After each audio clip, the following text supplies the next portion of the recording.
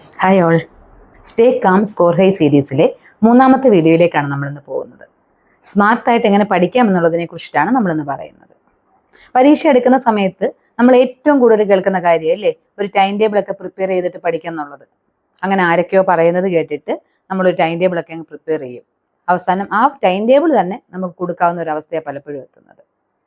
അപ്പം സ്ട്രിക്റ്റ് ആയിട്ടുള്ള time table അല്ലാണ്ട് നമുക്ക് എങ്ങനെ സ്മാർട്ടായിട്ട് ഒരു സ്റ്റഡി പ്ലാൻ തയ്യാറാക്കാം എന്നുള്ളതിനെ കുറിച്ചിട്ടാണ് നമ്മളിന്ന് നോക്കുന്നത്. അപ്പം നമ്മൾ നോർമലി ചെയ്യുന്ന അല്ലെ ട്രഡീഷണൽ ആയിട്ടുള്ള ടൈം ടേബിൾ ഇല്ലേ, അപ്പം നമ്മൾ ആദ്യം ചെയ്ത് നോക്കുമ്പം നമുക്കത് ഭയങ്കര ഈസി ആയിട്ടൊക്കെ തോന്നും.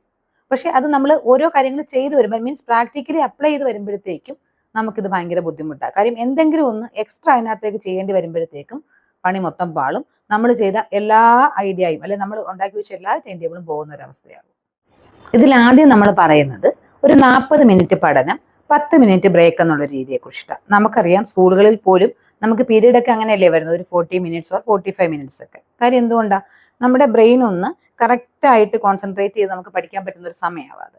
അപ്പോൾ നമ്മൾ ചെയ്യേണ്ടതെന്ന് വെച്ച് കഴിഞ്ഞാൽ 40 മിനിറ്റ് നമ്മൾ നല്ല ശ്രദ്ധയോടുകൂടി ഏത് വിഷയമാണോ എടുക്കുന്നത് അത് പഠിക്കുക.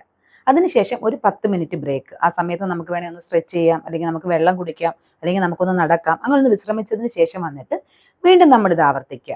ഇങ്ങനെ ഒരു 2-3 സൈക്കിൾ നിങ്ങളൊന്ന് ചെയ്ത് നോക്കിയേ, നമുക്ക് ഒരു ക്ഷീണവും ഇല്ലാതെ സ്മാർട്ടായിട്ട് നമ്മൾ ചെയ്യുന്ന അത്രയും കാര്യങ്ങൾ നന്നായിട്ട് ചെയ്യാനായിട്ട് പറ്റും. ഇനി രണ്ടാമതായിട്ട് നമ്മൾ പറയുന്നത് പ്രയോറിറ്റൈസിങ് സബ്ജക്റ്റുകൾ എന്നുള്ളതാണ്.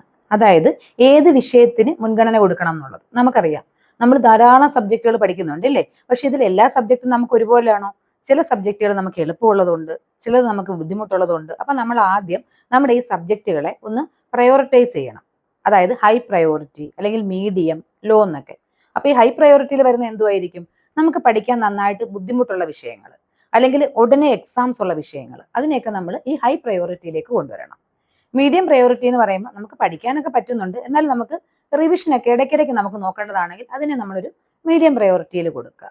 ലോ പ്രയോറിറ്റി എന്ന് പറയുമ്പോൾ നമുക്ക് നന്നായിട്ട് ഇഷ്ടമുള്ള വിഷയങ്ങളുണ്ടല്ലോ, നമുക്ക് നല്ല മാർക്ക് കിട്ടും, നമുക്ക് പെട്ടെന്ന് മനസ്സിലാവുന്ന വിഷയങ്ങളെ നമ്മൾ ലോ പ്രയോറിറ്റിയിലേക്ക് കൊണ്ടുവരിക. ഇങ്ങനെ ചെയ്താലുള്ള ഗുണം എന്താണെന്ന് അറിയാമോ? നമ്മൾ എല്ലാ ദിവസവും ഏതൊക്കെയോ സബ്ജക്റ്റുകൾ ഒരു ഐഡിയ ഇല്ലാതെ എടുക്കുന്നു, എന്തൊക്കെയോ പഠിക്കുന്നു, അങ്ങനെയുള്ള ഒരു ഐഡിയ കുറവില്ലാണ്ട് നമുക്ക് കറക്റ്റായിട്ട് എടുക്കുന്ന സബ്ജക്റ്റുകളെ കറക്റ്റായി പഠിച്ചു തീർക്കാൻ പറ്റും. ഇപ്പോൾ ഒരു എക്സാമ്പിൾ പറയുവാണെങ്കിൽ നമുക്ക് മാത്സ് കുറച്ച് ബുദ്ധിമുട്ടാണെന്ന് വെച്ചു, അപ്പോൾ നമ്മൾ അതിനെ ഹൈ പ്രയോറിറ്റിയിലേക്ക് ഇടുക. ഇംഗ്ലീഷ് നമുക്ക് കുഴപ്പമില്ല, പക്ഷെ എന്നാലും നമുക്ക് കറക്റ്റായിട്ട് റിവൈസ് ചെയ്യേണ്ട കാര്യമുണ്ട്, അപ്പോൾ അതിനെ നമ്മളൊരു മീഡിയം പ്രയോറിറ്റിയിൽ കൊടുക്കുക. ഇപ്പോൾ കമ്പ്യൂട്ടർ സയൻസ് നമുക്ക് കുഴപ്പമില്ല, നമുക്ക് ലാംഗ്വേജ് പ്രോഗ്രാംസോ ഒക്കെ കാര്യങ്ങളൊക്കെ ചെയ്യാൻ അറിയാമെന്നുണ്ടെങ്കിൽ നമ്മളതിനെ ലോ പ്രയോറിറ്റി ഇടുക. കാര്യം എന്താ? അതിൽ നമുക്ക് കുറച്ച് ആത്മവിശ്വാസമുണ്ട്, നമുക്ക് നന്നായിട്ട് ചെയ്യാൻ പറ്റും എന്നുള്ളത്. അപ്പം ഈ രീതിയിൽ വേണം നമ്മൾ വിഷയങ്ങളെ പ്രയോറിറ്റൈസ് ചെയ്യാനായിട്ട്. ഇങ്ങനെ നമ്മൾ ചെയ്യുമ്പോൾ ഒരു കാര്യം കൂടി ശ്രദ്ധിക്കണം. നമ്മൾ ഈ ഹൈ പ്രയോറിറ്റി കൊടുത്തിരിക്കുന്ന വിഷയങ്ങളുണ്ടല്ലോ, അതായത് നമുക്ക് പഠിക്കാൻ കുറച്ച് ഡിഫിക്കൽട്ട് ആയിട്ടുള്ള വിഷയങ്ങൾ, അതിനെ വേണം നമ്മൾ ആദ്യം പഠിക്കാൻ എടുക്കാനായിട്ട്. കാര്യം നമ്മൾ പഠിച്ചു തുടങ്ങുന്ന സമയം നമ്മുടെ മൈൻഡ് കുറച്ചും കൂടെ ഫ്രഷ് ആയിരിക്കും. അപ്പം ആ സമയത്ത് നമ്മൾ കുറച്ച് ഡിഫിക്കൽട്ട് ആയിട്ടുള്ള സബ്ജക്റ്റ് തന്നെ പഠിച്ചു തുടങ്ങുക. ഇനി മൂന്നാമതായിട്ട് നമ്മൾ പറയുന്നതെന്ന് വെച്ച് കഴിഞ്ഞാൽ നമുക്ക് പഠിക്കേണ്ട സബ്ജക്റ്റുകൾ ഉണ്ടല്ലോ, നമുക്ക് എത്രയൊക്കെ പഠിക്കണം എന്നുള്ളതിനെ നമ്മൾ വീക്കിലി ഉള്ള പ്ലാനിങ് അങ്ങ് തയ്യാറാക്കണം. അല്ലാതെ ഓരോ ദിവസവും ഓരോ മണിക്കൂറും എന്നുള്ള രീതിയിൽ ഡെയിലി പ്ലാനിങ്ങിന് പകരം എപ്പോഴും നമുക്ക് ഒരു ആഴ്ചയിലുള്ള പ്ലാനിങ്. ഒരു എക്സാമ്പിൾ പറഞ്ഞു കഴിഞ്ഞാൽ എനിക്ക് ഈ ആഴ്ചയിൽ ഫിസിക്സിന്റെ 5ാമത്തെ ചാപ്റ്റർ തീർക്കണം, അല്ലെങ്കിൽ എനിക്ക് മാത്സിന്റെ ഒരു 30 പ്രോബ്ലം ചെയ്തിരിക്കണം, അല്ലെങ്കിൽ ഇംഗ്ലീഷിന്റെ ഗ്രാമർ ഒന്ന് റിവൈസ് ചെയ്യണം. ഇങ്ങനെ പറഞ്ഞിട്ട് ആ ആഴ്ചയിൽ തീർക്കേണ്ട കാര്യങ്ങളെ തന്നെ നമ്മൾ ആദ്യമേ തന്നെ അങ്ങ് പ്ലാൻ ചെയ്യണം. ഇങ്ങനെ ചെയ്താലുള്ള ഗുണം എന്തുവാണെന്ന് വെച്ച് കഴിഞ്ഞാൽ നമ്മളിപ്പോൾ ഒരു ദിവസം കുറച്ച് ടയേർഡ് ആയെന്ന് തന്നെ വിചാരിക്കുക, നമുക്ക് അന്ന് ചെയ്യാൻ പറ്റിയില്ലെങ്കിൽ നമുക്ക് ആ പോർഷൻസും കൂടെ അടുത്തതിൽ ചെയ്യാം. ഇല്ലെങ്കിൽ എന്ത് പറ്റും? നമ്മൾ ഡെയിലി വിചാരിച്ച് ഇത്രയാണ്, അല്ലെ അത് തീർന്നില്ലല്ലോ എന്നുള്ള ഒരു ടെൻഷനിലേക്കായിരിക്കും നമ്മൾ പോകുന്നത്. പക്ഷെ നമ്മൾ ഇവിടെ ശ്രദ്ധിക്കേണ്ട ഒരു കാര്യമുണ്ട്, നമ്മൾ ആഴ്ചയെ തീർക്കാന്ന് പറഞ്ഞേക്കുന്ന കുറച്ച് പോർഷൻസ് ഉണ്ടല്ലോ, അത് കറക്റ്റായിട്ട് ആ ആഴ്ചയിൽ തന്നെ കംപ്ലീറ്റ് ചെയ്ത് പോകണം. ഇത്രയോടെ കൂട്ടിയിണക്കി നോക്കിക്കഴിയുമ്പോൾ തന്നെ നമുക്ക് സ്മാർട്ട് ആയിട്ടുള്ള ഒരു സ്റ്റഡി പ്ലാൻ ആയി. എന്തൊക്കെയാണ് നമ്മൾ പറഞ്ഞത്? നമ്മളൊരു 40 മിനിറ്റ് പഠിക്കുന്നു, പിന്നെ ഒരു 10 മിനിറ്റ് റെസ്റ്റ് എടുക്കുന്നു അല്ലേ, അങ്ങനെയുള്ള ഒരു സൈക്കിളിലേക്ക് നമ്മൾ പോകുന്നു. രണ്ടാമത് നമ്മൾ പറഞ്ഞത് നമ്മുടെ സബ്ജക്റ്റുകളെ പ്രയോറിറ്റൈസ് ചെയ്യുന്നു. മൂന്നാമതായിട്ടോ നമ്മൾ ഒരു വീക്കിലി ഉള്ള പ്ലാൻ നമുക്ക് പഠിക്കാൻ വേണ്ടിയിട്ട് തയ്യാറാക്കുന്നത്.